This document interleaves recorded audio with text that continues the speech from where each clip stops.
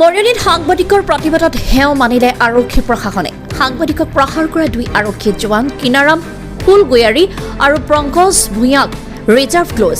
জোৱান দুজনৰ বিৰুদ্ধে বিভাগীয় তদন্তৰ ঘোষণা যোৰহাট জিলাৰ অতিৰিক্ত আৰক্ষী অধীক্ষক লোনা সোণোৱালৰ। তদন্তৰ দায়িত্ব চক্ৰ আৰক্ষী বিষয়া হিমাশ্ৰী নাথক।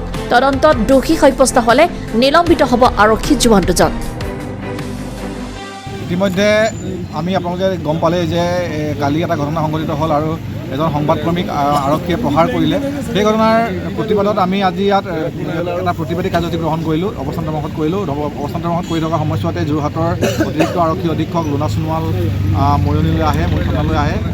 তেওঁ আমাৰ লগত আলোচনাত মিলিত হয় আৰু সকলোৰে সন্মুখত তেখেতসকলে এটা কথা আমাক অৱগত কৰে যে তেওঁ বুজয় যে কালি ৰাতিয়েই সমগ্ৰ ঘটনা আৰক্ষী অধীক্ষকৰ মানে দৃষ্টিগোচৰ হয় আৰু আৰক্ষী অধীক্ষকে ইমিডিয়েটলি কালি ৰাতিয়েই মৰিয়নিৰ আৰক্ষী চক্ৰ পৰিদৰ্শকৰ দ্বাৰা এটা তদন্ত দিয়ে সমগ্ৰ ঘটনাৰ আৰু সেই তদন্তৰ এতিয়াও চলি আছে বুলি কৈছে। সেই তদন্তৰ ৰিজাল্টটো কি হ'ব সেইটো পৰৱৰ্তী সময়ত গম পোৱা যাব, তেওঁলোকে জনাব ৰিজাল্টটো কি হয়। কিন্তু এই তদন্তৰ চলি থকা সময়ছোৱাত গোটেই কালি যিজন মানে অভিযুক্ত আছিলে, এজন কিনাৰাম ফুলগয়াৰী আৰু এজন পংকজ ভূঞা, দুইজনকে এই যিটো তদন্ত চলি থাকিব সেই তদন্তৰ সময়ছোৱাত ৰিজাৰ্ভ ক্লজ কৰিব বুলি আমাক জনাইছে।